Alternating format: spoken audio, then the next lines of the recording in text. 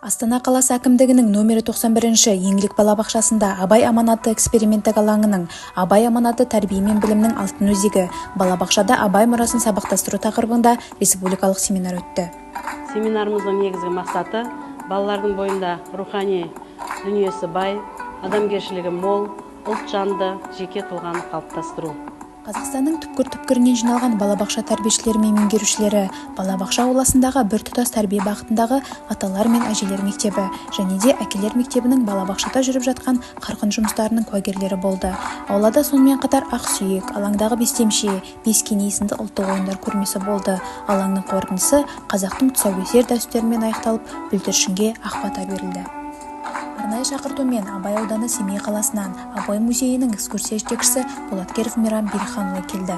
Мен Абай музейінің 8 бакет алып келдім. Бұның барлығы Абай Құнанбайұлының өміріне, тарихына қатысты дүниелер, Абайдың шежіресінен бастап соңғы мұрасына дейінгі барлығын айтатын боламын.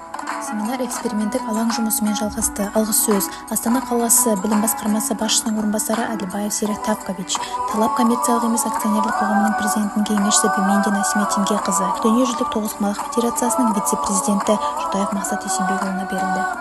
Келесі кезекте балауса тобының Абай ауылына саяхат және болашақ тобының болмасаңда ұқсаппақ ұйымдастырылған іс-әрекеті жалғасын тапты. Абай атамыз айтқандай, баланы ең әуелі мейірім шапағатқа, одан соң ақыл-парасатқа, ақырында нағыз пайдалы ғылымға, еңбекке баулу демекші, балаларды ұлтжандылыққа тәрбиелеу тәрбиешілердің мақсаты. Еңлік балабақша ұжымы осы мақсатқа жеткен секілді. Балалардың қазақтың ұлттық еңбегін, әдет-ғұрпын, салт-дәстүрін, тілін, мәдениетін білгені соған дәлел іспетті. Семинардың соңы тамырын жайған бәйтерек музыкалық қойылыммен аяқталды. Балалар әсем әндерін шырқап, қазақы билерін де биледі. Әжелер мектебінің Дедім аяу халық әні де үйлесе кетті. Бала Абай мен Дана Абайдың да бейнесін көрдік. Абай атамыздың өлең жырлары да жігерлендіретіні сөзсіз. Қойылымның соңын сәуір айы келгенде атты бойдалар әсемнің нүктесін қойды.